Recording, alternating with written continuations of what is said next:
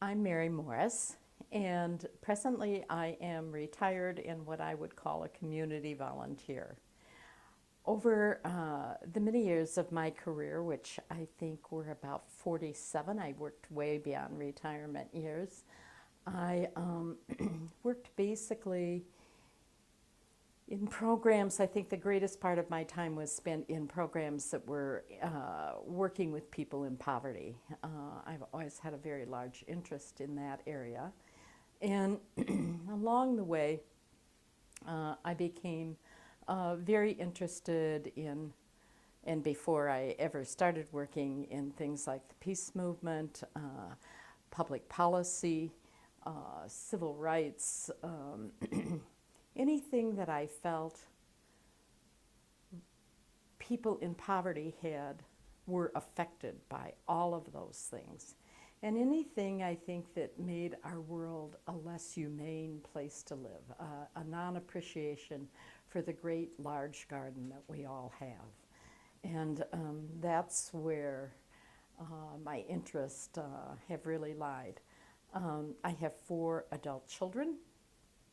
I'm an active retired person. I very, very much believe in the goodness of people, usually optimistic, but not so optimistic that I don't believe we have to work hard at what our values are and what we believe in. I don't see achieving those things without paying close attention to them and having a wide awareness of how they link together. So bulk of your work has been related to poverty? People in poverty. And one might say, well, how does war affect people who live, say, in the United States with really abject poverty? Just very, not as poor as I have seen people in other nations, but certainly in our society, not able to participate in the community as a whole and in the education system and all the things that we have that are great advantages to have. And I believe that a lot of our tax dollars, of course, go to war. But beyond that, I also think, for instance, if you look at the Iraq and the Afghanistan war, we see that what we did was send off people who were probably earning a second income, many of them, by being part of the National Reserve.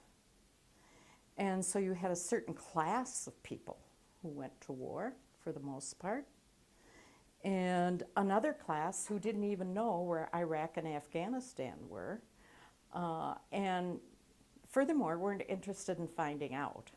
So as a person who fought back during the years of the Vietnam War and went to Washington, D.C. to see our politicians to overturn the draft so that we wouldn't have a draft in this country anymore, I found myself starting to say, wait a minute, we need a draft. Because without a draft, the middle class, upper middle class, and on up the chain do not pay attention to what we're doing. So they pay little or no attention, and then all of a sudden we're at war, and our tax dollars are all going to war, let alone the human lives that are being taken on both sides of the war, which I find very disturbing. And then in addition to that, I think anymore, our war machinery or our industrial complex is set up in every state in the United States. So no politician seems to want to go after how can we change that? How can we turn those money-making machines into things like clean energy and other things that we're going to need to survive on this planet? Instead, we just go on doing the same old thing over and over again. And my personal belief is that we are at a point in society in which we must look at how do we solve our conflicts differently than we have in the past. And I certainly don't mean let's get more drones, but how do we sit down and really realize that each of us is going to have to give up something. I think that 9/11 happened because we didn't pay attention, because we didn't see what it was like to walk in the other person's shoes and say, how can we work this through?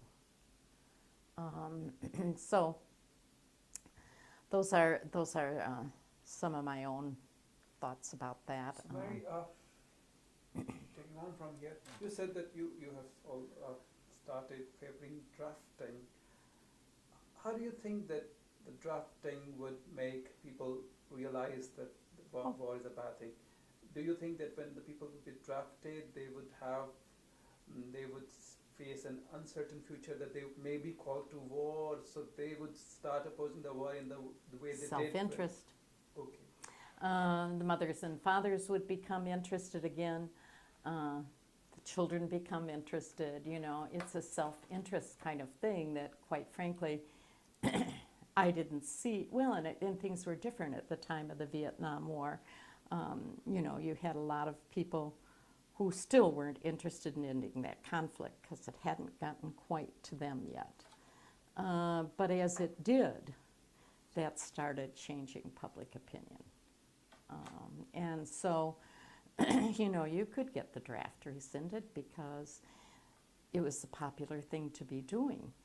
It wasn't necessarily popular at the time we started that, but in the final analysis it was. If you just stop and think, I didn't want to see my children going off to war any more than people who are living in countries where the war is happening want to see their children dying. I didn't want to see my children dying. And I remember the first time I heard about the Vietnam conflict. It was in 1957, and I had the news on in the evening. I was new bride sitting watching the news, and my husband wasn't home yet. And they showed a man, a Catholic priest, who later I learned was a man named Daniel Verrigan, very active in the peace movement, protesting at the White House, walking up and down at the White House with a sign saying, "Out of Vietnam." And so my husband came home and I said, do you ever think that the American government could go into war because my memories are of the Second World War, which seemed very justifiable at the time. So I didn't quite believe that someone could be protesting our government. As time went on and I had more exposure to that, of course I believed it. And I probably, for the first time, saw very directly how the American government could not tell us the truth about things they were doing. And I was over in an Asian country that used to be called Burma. And we were returning home from there on an airplane with my 4 children and my husband. And the pilot came on. We were traveling as employees of that particular airline. And he said, well, today we're going to take the chicken route. We're not going over Cambodia because we're bombing in Cambodia today. And I thought, now wait a minute. The government's telling us they're not bombing in Cambodia. And we are bombing in Cambodia? Is he right about that? So when we went to get off the plane, I just very cheerfully said to the pilot, are we really bombing in Cambodia? And he said, oh yeah. And I said, and how long has that been going on? And he said, 3 months. So back home here in the States, we were being told we're not bombing there. And I'm having a man telling me we're going to take a different airline route that day because we're bombing in Cambodia. I had the very good fortune of going to the trial of the Minnesota 8 who had put blood on our draft files here and then were being tried for their so-called wrongdoings. And Daniel Ellsberg, who I don't know if you've come across that name, but he exposed the government for everything it was doing in Vietnam. And he had come there as a witness, was not yet headline news at this trial. No one knew who Daniel Ellsberg was. He was just coming out of, I think he worked for the Pentagon, as I recall. I could be wrong on that, but I think that's where he worked. And he was coming to testify. He was a lawyer coming to testify on behalf of these young men who had gotten destroyed draft files. And I was just astounded at his testimony. And then later, he produced evidence in a paper on many of our misdoings in Vietnam. So, you know, it's not that I'm totally disbelieving of our government around and everything. I'm not that kind of a person. It has made me learn that I need to question. I need to pay attention. I need to pay attention to what I read, who's publishing what I read, who are the writers of what I read, who are my friends that I talk to. I pay very close attention to that. So you subject everything to scrutiny? Mm-hmm. Okay, Yeah. and I'm really interested in the incident you just referred to. So what happened to drafting files? Can you elaborate a little bit more so that people can... What's happened to Daniel? The drafting oh, files, the draft. blood spitting. They got out, they were sentenced to prison. And I want to say, I think, as I recall, my memory says about 2 years or maybe... No, what was the incident itself? Oh, the incident itself. They were breaking into draft files in St. Paul. They were getting into the buildings, pulling out the files out of the filing cabinets and pouring animal blood on them. And they were going to different sites where draft files, different towns where draft files were kept. And I think finally, somehow, they had an informant. And they went to do some draft files, as I recall, kind of in the northwest part of the state. And the authorities were waiting for them. And they had a big trial, and they went to prison. The judge threw out all the evidence that they presented. And they were sent to prison, and when Richard Nixon left office, they were immediately out of prison. They were pardoned. Mm-hmm. Okay. So they were the anti-drafters and anti-war people. They were. Okay. Going back to your start of doing these things, what was actually your inspiration, your motivation to work on these people? You know, when I thought about that, and I think that my very first recollection of war was when I was very small.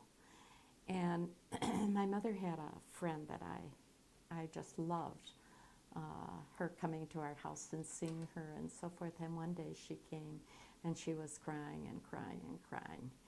And her son was an airline pilot over the Pacific, and his plane was shot down and he was killed.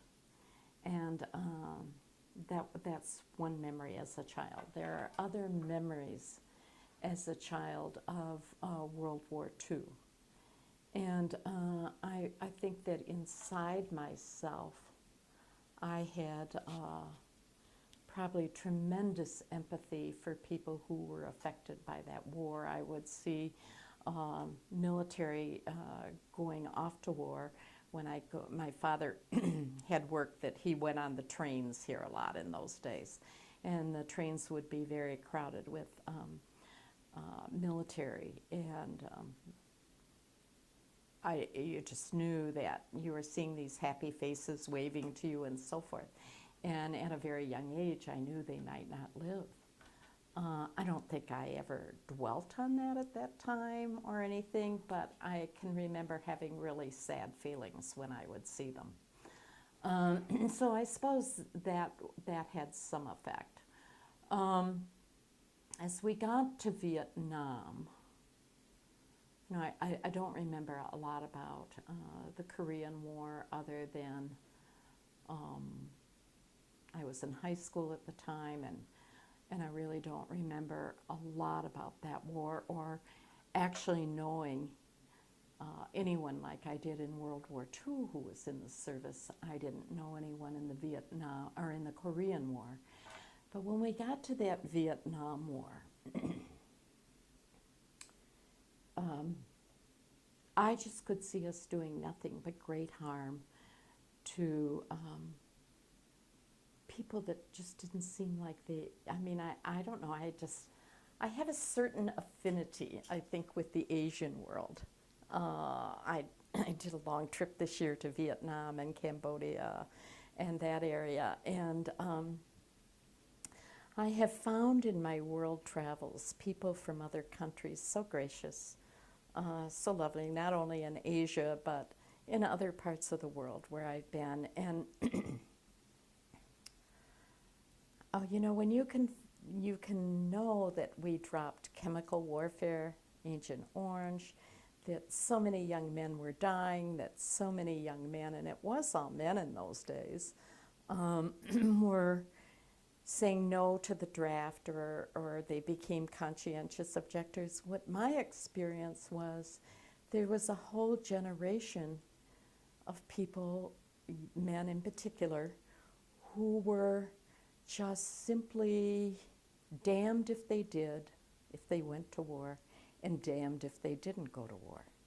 So I saw us as being very non-conscious, just cruel to our own people, let alone to what the people we were doing in the other country. I mean, it was just abominable to me. It was wrong. And the other part of it for me was that I felt I had an I feel that very often as parents, we don't think or aren't paying attention to that our children are growing up in a violent world.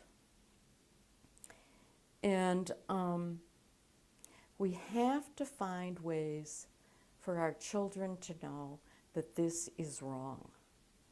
And so part of my activity, both in the civil rights movement here in America and the peace movement, was to teach my children that as a mother, I felt it was deeply important that I participating in objecting to war. I wanted the world to be a better place for them to live in, and that it really meant something to me. I needed to go out, and I'd always be balancing this with my children. I have a friend who says, I remember the day you went out to sit on the railroad tracks coming out of Honeywell, I guess.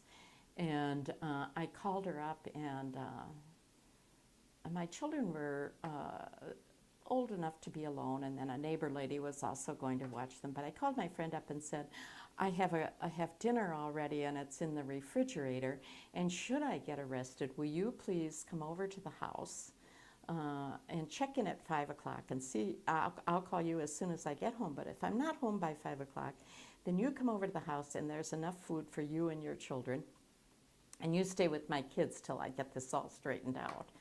And so there was this balance of how do you participate in this and also take good care of your children. And so I've always kind of thought about things like that, and I participated in all the peace activities here, went to Washington once on the overturning the draft. But beyond that, my activities stayed right in Minnesota until the first Iraqi war and the second Iraqi war. Then I went to Washington, D.C. because my children are raised, and so there's no problem hopping a bus and going out with the people that are going out to Washington, D.C. Do find a bit of a problem on the bus that I've gone on a couple of times, that people think we're making a great sacrifice to go overnight on a bus and overnight coming home, when, we're on a luxury bus. This is just kind of how I think. And I don't see any sacrifice in it. I see it as a body that must show up to say, I protest that we are doing this wrong. So sometimes I think when we look at things like that as great sacrifices, I don't see them that way at all. I see them as it's our obligation to do so. That's great.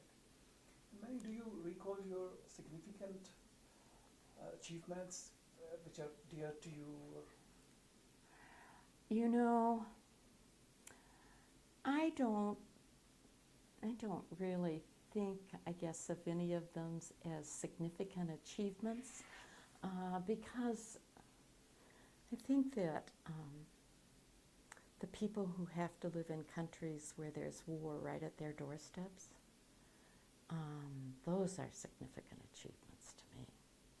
That's real significant. The rest to me is sort of like, aren't I lucky that I have this opportunity to participate and object to something that I say is wrong? And I think that's even a luxury in this country, because I think if my skin were a different color and I wanted to object to something I thought was wrong, it might be a lot more questionable, given what I was objecting to, than it is as a white woman. And so I have many wonderful memories of participating in things. But as a significant achievement, I don't think so. I think that it's all been a part of having an opportunity to get to participate. You were doing your bit in changing the things, but since this is a perpetual war between the warmongers and pacifists, so you cannot really say that I have achieved significantly by now. It's an ongoing affair. It's an ongoing affair. Yep. So, but what were the, I would say, I would not like to use the word failures, but something you wanted to do, you failed to do it? I think anymore there's a huge failing on my participation in the peace movement. Maybe not in my day-to-day talking to politicians and things like that, but I look at what I was able to do in those years as far as a participant in the movement. And I see today, I'll say to people, I don't understand why we're not taking this to the streets, because I saw marches here in Minneapolis alone where we had 25, 30,000 people that would march from Minneapolis to the St. Paul Capitol saying the Vietnam War is wrong. We do outstate peace walks and walk 15 miles a day and move on to the next town, and there might only be 40 of us, but that's more than you can get Wednesday on the bridge to hold up a sign about the peace movement. I haven't, I really don't, and then when you say, why don't we take it to the streets? Oh, it's all done on the computer. I mean, we're going to send out social notices, use the computer to get everybody to know what's going on. I don't think you can change public policy or get peace unless you go out and demonstrate, and there are significant, particularly leaders of religions in this country to lead those marches. Now, maybe that's relying on the old-fashioned way, but that worked. It worked with civil rights, and it worked with the Vietnam. And so why aren't we doing that again today? And then I think that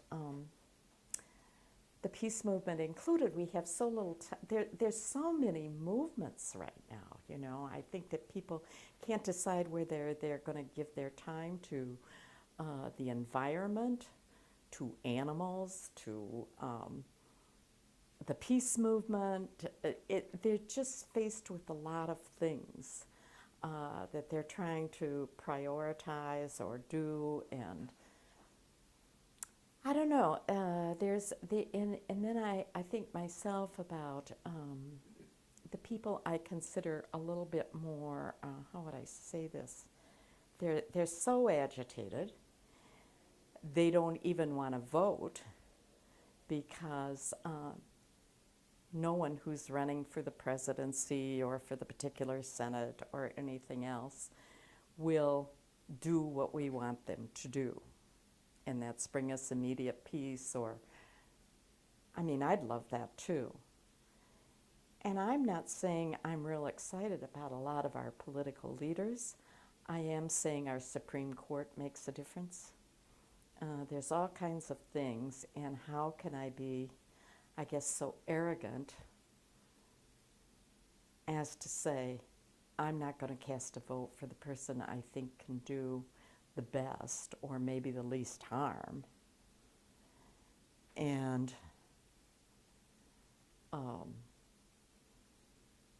yeah, I guess I'd say the least harm, the person who will do the least harm in most cases. I think there are still some decent politicians there, but do the least harm when I live so nice and well. Taking a lead from this reply, you said there are so many organizations working on this area, that area, and same is true about the organizations working on the theme of peace. There are so many organizations and individuals working on the area of peace. So now two questions. Number one, why do they not collaborate and cooperate with each other? They work in their individual capacities most of the times. Number two, with so many organizations and individuals working on peace, why don't we see any substantial difference in U.S. policies? Well, my belief is that people aren't speaking loud enough, aren't complaining loud enough. As far as collaboration, it's not a very good model to ask for peace and not find the points of collaboration. If we can't do that, how do we expect bigger issues that people are dealing with to be able to do it? So I would say, wake up, smell the roses. It's always a collaborative kind of thing that has to go on. That's how we get to peace, is collaborating, I think. And there's a tremendous waste of resources in not collaborating, both human resources and financial resources. Tremendous waste in that kind of thing. So I don't know why they don't collaborate with one another. I guess the way I've seen it played out is, well, my idea is better than your idea, and you're going to do it my way, or I'm not going there. So much for that. And I guess for me personally, I have lived long enough maybe that I think no matter how hard you're working at whatever you're doing, you should have some enjoyment in it. And I don't find that all that kind of negativity very enriching to continue my own work. It doesn't nurture that. So I think it's a real serious problem that we can't get together and do these kinds of things together. There's going to be a march in Selma, Alabama next March. So they're trying to gather thousands of people to come down to the 50th anniversary. It's a civil rights anniversary of crossing the bridge from Selma into Mississippi, I believe. From Selma, Alabama into Mississippi. And my hope would be that there are thousands of people and that they're carrying signs about peace and about poverty, and that maybe that can be a large demonstration. I don't know, back what I remember about Vietnam, there are all kinds of groups that came together, and if you went to a peace talk, you were liable to hear just about any kind of an organization being there, but they all supported one thing, and that was to get out of Vietnam. And so what would you suggest? You see, we've come around to, again, the same question. so many individuals, so many groups, no results, so many wastage of resources. So how to go forward from this point? How to go forward with that? You know, I think that's a real perplexing question because I see us not going forward with much of anything these days. I don't know. You know, I have good friends who really retired like I am, really want peace, really want the world to be a better place for their grandchildren and so forth. But they're all, they're doing a lot of volunteer work, but they're all off doing different things. You know, none of us are coalesced behind one thing like we used to be. So I try to look at what is the distraction. Is the distraction that we're all caught up with surviving, or we're worried about Social Security or health care or our children holding jobs? I think people are inundated at so many different levels, and I don't think there's been a leader voice come along, or leaders' voices that are calling us to a common vision, that the world could be better. That, and quite frankly, I like Mr. Obama as a speaker, or President Obama. I don't mean to call him Mr. Obama. I like him as a speaker. I think he was very motivational. But what happens when you get to Washington?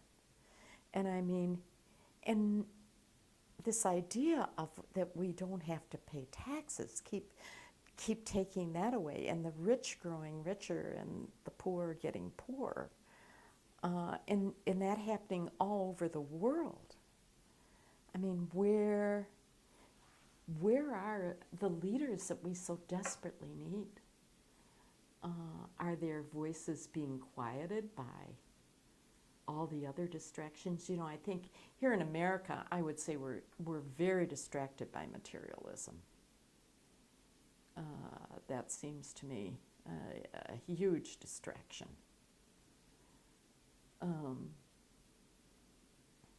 And those who have great wealth, you know, when I came to Minnesota and started discovering how wonderful Minnesota was, that if you really wanted to be part of the wealthy elite here, you better be giving your money to philanthropy. That's what people did here. They constantly looked for a better world. I think that we did have those kind of leaders that did that. And maybe, at least in my mind, maybe they didn't compromise so much in Washington. They compromised some, for sure. And they compromised enough over that Vietnam War, but you still had the voice of a Eugene McCarthy or a George McGovern or others who could call you to a different vision. I don't see that happening right now. I just don't see it happening. And I don't see our religious leaders taking a lead in this at all. You know, they're fighting all their own battles, at least in the denomination that I belong to. They're so distracted with all the awful things that are happening, and they're being hauled into court all the time and all that kind of thing. So how could they have more impact? Oh, by beginning to live what they preach. That's how they had more effect. That's how they had an effect in the men that participated in that, and in the civil rights years, in the Vietnam War years. That they did what they preached, and they weren't preoccupied with. I don't know how to say this, but talking about Jesus, I guess I'm from a Christian faith, so talking about Jesus, they were living more out the message. And, you know, I find that whether one is Hindu or Buddhist or Christian or Jewish, the basic belief under all of those is to make our world a better place, to love your neighbor like you love yourself, you know. And are we saying we're so preoccupied with materialism here and so on and so forth that we haven't discovered how wonderful we are and what a wonderful world we can live in? You know, I know that in the country of Pakistan, there are people who want to live in skies just as blue as mine and around all the lovely things we've been given. The foliage, the mountains, the water. So many of those things are our families are the important things in life. And so, you know, I just don't think our religious leaders are grabbing onto that. They're not paying attention to how our world is becoming. And if they got out there and started talking, you know, how can we take down the military-industrial complex and come up with things that are needed in our world that are still very valuable, good-paying jobs for people. And I think of clean energy right away, those kinds of things. How can we do that? If they were saying those kind of things, if they were saying, we don't want to see any more war. Imagine just if world religious leaders got together and said, we don't want to see any more war. It would be phenomenal. If the Chinese could say, we're not going to occupy Tibet anymore, we're going to let the monks do what the monks do. So I think there's a tremendous amount of war that is really caused because of religion. So, and another way we can also say that the pulpit, they are not doing the... They're what doing they should have nothing. been doing from the pulpit. Yeah, Exactly. They're not motivating their followers to work for peace. Okay. Yeah. My last question, I believe, is the message the peace message which you would like to give as a source of inspiration to those who would come after you, who would see this video, the youth. Well, I do believe that peace starts in the family itself. So this is a song, and I'm going to read you the words from the song that is very inspirational to me and holds very deep meaning in what I think is very basic to having peace.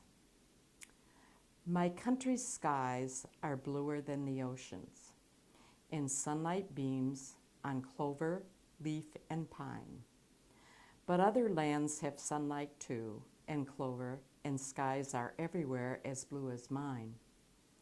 Oh, hear my song, thou God of all nations, a song of peace for their land and for mine. Teach us to sing of God of all creation, a song of hope for ocean, sky, and pine. Teach us to walk the way that ends divisions, till every land and nation love entwines. Then will all people see your glorious vision. The world is peace, beloved and divine.